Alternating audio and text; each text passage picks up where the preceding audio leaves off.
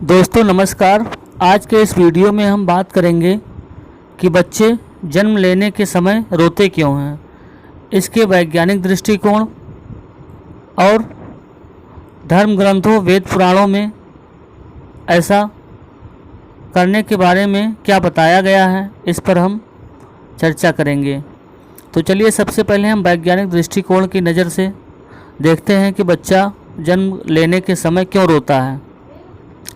तो दोस्तों, स्त्री और पुरुष के समागम के बाद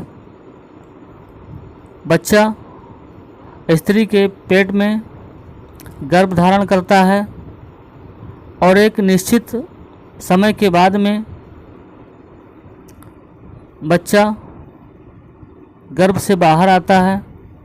जब तक वो गर्भ में रहता है, गर्भ में ही उसको माता के गर्भनाल के माध्यम से बच्चे को पोषण मिलता है और वो बढ़ता पलता है।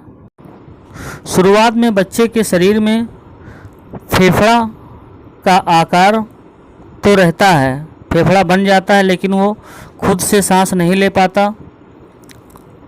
सारी प्रक्रिया उसकी गर्भनाल के माध्यम से ही होती है और स्त्री के गर्भ में वो एक एल्युमिनियम फ्लूइड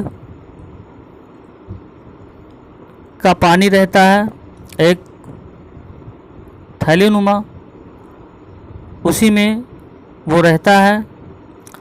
और जब गर्भ से बाहर आता है तो बच्चा रोना शुरू कर देता है। दरअसल बच्चे के रोने से वो अपने फेफड़ों से सांस लेना शुरू करता है और ऑक्सीजन उसके शरीर में, दिमाग में जाना शुरू कर देती है। इस तरह से बच्चे का रोना बच्चे के स्वास्थ्य के लिए लाभप्रद है और डॉक्टर भी यही कहते हैं कि अगर बच्चा खूब रोया तो इससे उसके शरीर में जो भी, जिसको गंदा पानी बोलते हैं,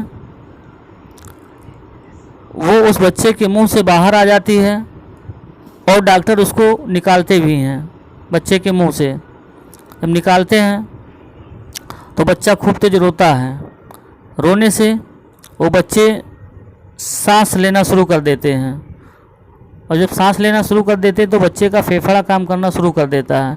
इसलिए जन्म के समय बच्चे का रोना स्वास्थ्य की निशानी है। इसलिए जन्म के समय बच्चे का शरीर प्रॉपर रूप से काम करने लगे, इसीलिए बच्चे खूब तेज रोते हैं। चलिए धर्म ग्रंथ की बात करते हैं कि उसमें बच्चे के रोने को लेकर क्या कहा गया है।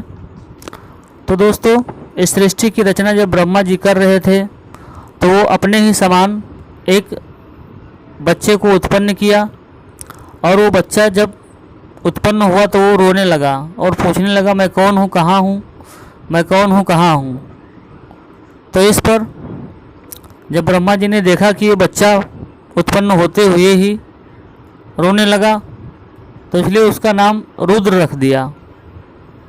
कहा जाता है कि तभी से जो भी बच्चे इस सृष्टि में, इस पृथ्वी पर जन्म लेते हैं, वो जन्म के तुरंत बाद रोते हैं और रोने में वो ये पूछते हैं, मैं कहाँ हूँ, कौन हूँ। इस तरह से चलिए देखते हैं कि इसके बारे में कुरान में क्या लिखा गया है। कुरान में भी बच्चे जब जन्म लेते हैं तो उस समय रोते हैं, तो उसमें कहा गया है कि उनके पास शैतान आता है, डराता है। इसीलिए जब बच्चे जन्म लेते हैं मुस्लिम धर्म में क्या करते हैं कि दाहिने कान में आजान पढ़ते हैं और बाएं कान में मर्तबा, इमानत। इस तरह से बच्चे को महफूज किया जाता है शैतानी हरकतों से बचाने के लिए। तो इस तरह से बच्चे के रोने के वैज्ञानिक दृष्टिकोण और धार्मिक दृष्टिकोण, दोनों दृष्टिकोणों में अच्छा माना जाता है। बच्चे का रोना बच्चे के स्वास्थ्य की निशानी है और बच्चा रोता है कि ताकि अपने सभी अंगों को प्रॉपर रूप से बच्चा काम में ला सके। दोस्तों, हमारे द्वारा दी गई जानकारी यदि आपको अच्छी लगी है तो वीडियो को लाइक कीजिए और इस जानकारी को और भी लोगों तक शेयर कीजिए। यदि आप हमारे चैनल पर नए हैं तो चैनल को सब्सक्राइब कर लीजिए कि ताकि इसी तरह की जानकारी से भरी वीडियोज़ हमारे चैनल पर आएँ तो आपको इसकी सूचना तुरंत ही मिल जाया करे। धन्यवाद।